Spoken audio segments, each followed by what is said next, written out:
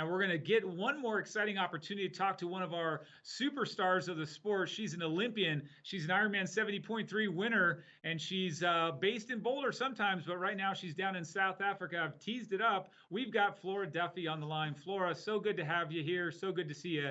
Thanks for joining us. Hey, yeah, thank you for having me on.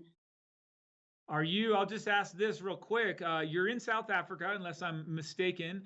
Um, how's life down there? How's training? How have you been adapting your routine to that environment? Yes, I am down here in South Africa in Stellenbosch, which is actually where Brad is from, spends a lot of time here. It's kind of funny to actually see him in my house in Boulder. But yeah, I'm here and we are in a 21-day lockdown. We have just completed the first week, so life is looking a lot different than normal. So yeah, I'm spending a lot of time training indoors, not swimming. Obviously, all the pools are closed, but it's okay. I mean, I'm managing, making the best of the situation. Obviously, it's not great. It's not ideal. I was expecting to be racing now. I was actually expecting to be back in Boulder, um, but yeah, it's okay, and I'm learning to love indoor riding and running on the treadmill. Now, you were thrown a little bit of a loop, being that your primary focus this year was probably likely the Olympic Games as an ITU athlete, although you've also qualified for the 70.3 World Championship when you raced the 70.3 earlier. And then, of course, you also are a frequent competitor at the Xterra. With the Olympics being Yeah. moved to 2021, what has that done to your focus and your priorities as we look towards the end of this year and into next year?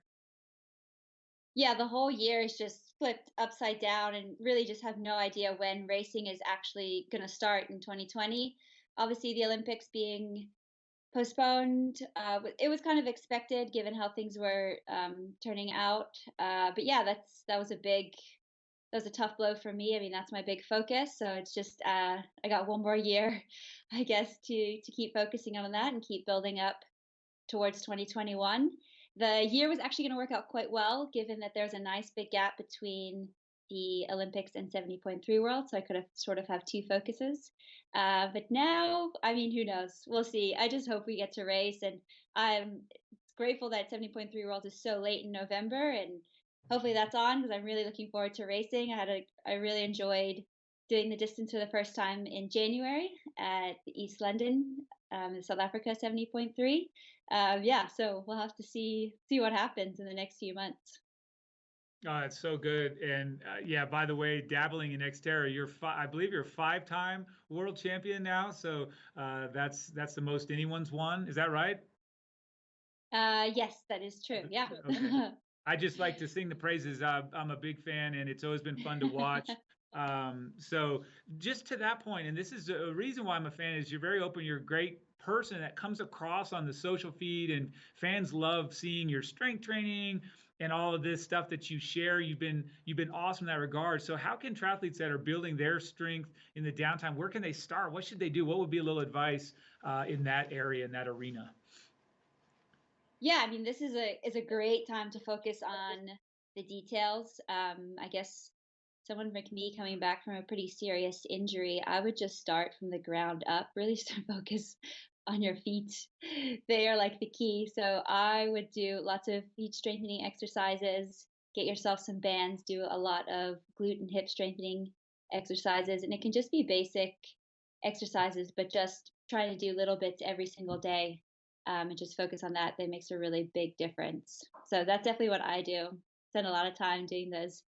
They're like the annoying little exercises, but they pay such huge dividends. That's a super answer. I think that's it.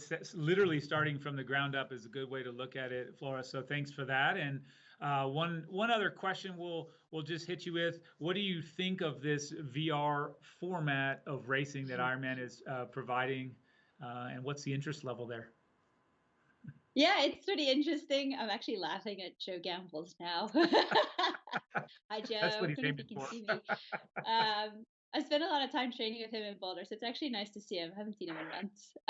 So yeah, I actually haven't seen a lot of these guys for a while, so it's kind of fun to see them suffering. Yeah, look, it's a new concept, but it's pretty interesting. And gives us all that aren't able to race right now, that love to race, something to look forward to, something to work towards and push ourselves. Yeah, and I think it's a exciting concept for age groupers to follow along and also to get involved in. Flora, just so you know, and Joe, just so you know, you guys have two-way communication now. If there's anything you want to say, just a little virtual hi. Joe, that was a good effort, by the way. Hey, Flora. Good Hey. to see you. Hey, Gambles. Yeah, you too. Go faster. I can't tell where you are, if you're first, second, I'm a third, long or way last, back. but oh, Gambles.